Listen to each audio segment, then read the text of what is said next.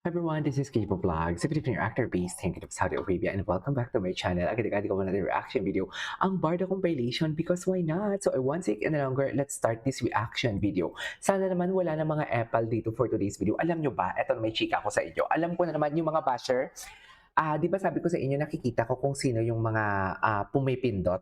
Kung sino yung nagko-comment, tapos kung ilang comment sila, kung nakailang comment sila sa channel ko, kung nakailang heart sila sa comment ko. May mga bagong pumapasok ngayon sa channel ko. Tapos sinasabi nila, manipulative talaga. Kasi ang sabi nila nakita ko may bagong video si Jim. Pare-parehas ang format nila. May mga comment, nakita ko may bagong video si Jim, nakita ko may bagong video si Jim na pinapakita si Alex Manalang sa ganito ganyan for today's video. Kasi alam nyo bakit?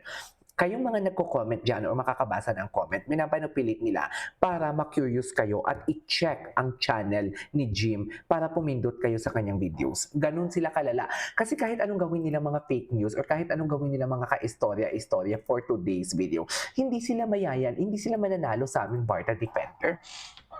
Wala silang views for today's video. Ganun yun. Wala silang views kaya gigil na gigil talaga sila. So I won't take any longer. Basta masaya tayo. Okay? Masaya tayo for today's video. Hayaan na natin sila.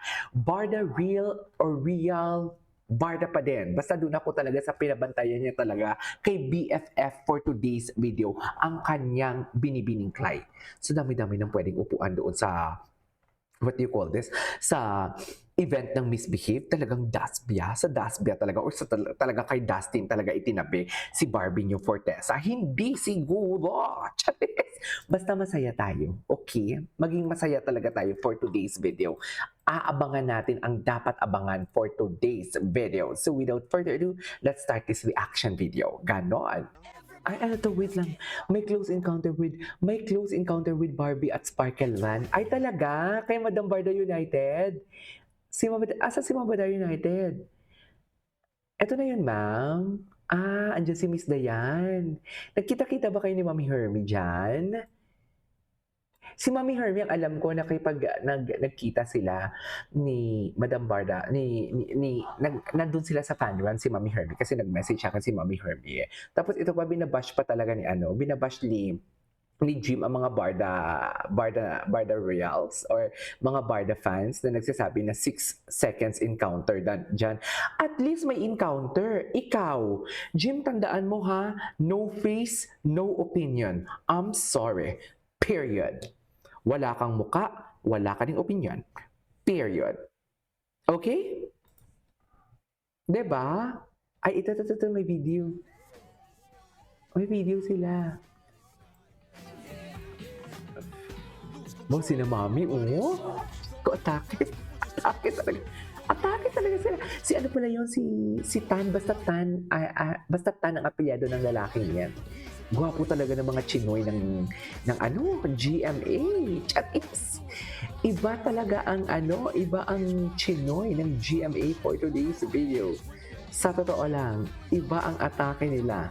Saan dalahin tayo nito for today's video? Ayan si Ginoo. Chismis ako ng chismis. Ayan, buntik na silang magkadikit for today's video. Saan dalahin?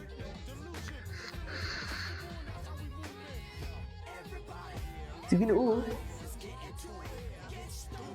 Bantayan mo ha.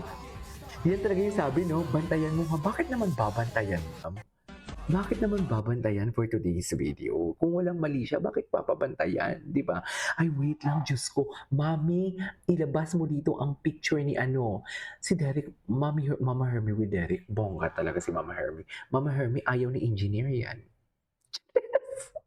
Ayaw ni engineer yan na asawa mo, Mami Hermie. Ayan na, may asim pa talaga si Mami Hermie for today's video.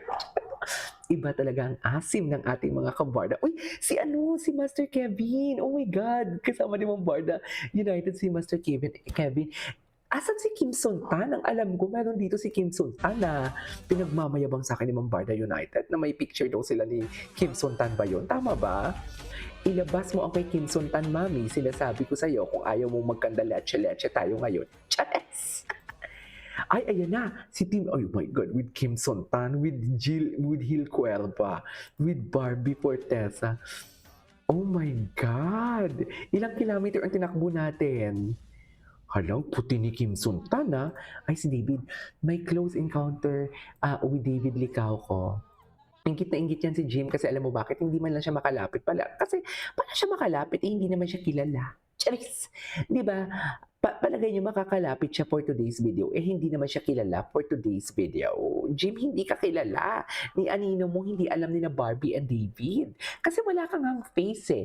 Jim, eto lang ang masasabi ko sa iyo. No face, no opinion. Period. Okay, yan. Sabihin na lang natin yan kay Jim ha. Paki-comment naman ako dyan sa baba. No face, no opinion for today's video. Saan dalahin, Jim? Charet. Jim, saan ka dalahin dyan for today's video? Kasi no face, no opinion ka eh. Ganun talaga. Wala kang face, wala kang face, Jim eh. So, saan ka dalahin? Sa kangkungan. Charis lang. Charis lang. Anyways, tuloy natin to. Diyos ko, grabe yung mga sigawan nila. Sana all.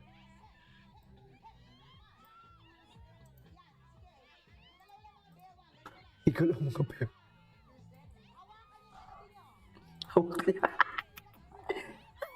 Ay, si David. Ang gwapo ni David. Aloko. Ay, ang lapit naman. Ang gwapo naman ni David. Pinuntahan talaga ni David si pinuntahan talaga ni David si, what do you call this, ang mga fans niya. Wait lang, napanood na natin to kahapon, pero kasi, na-busy ako sa TikTok sa Facebook kahapon, kaya marami akong hindi napanood dito. So, yeah, yun na yun. He's so gwapo talaga. I mean, how can you hate that baby boy? Ay, kinindatan. Umaagos tuloy ang Maria Cristina Falls ko for today's video.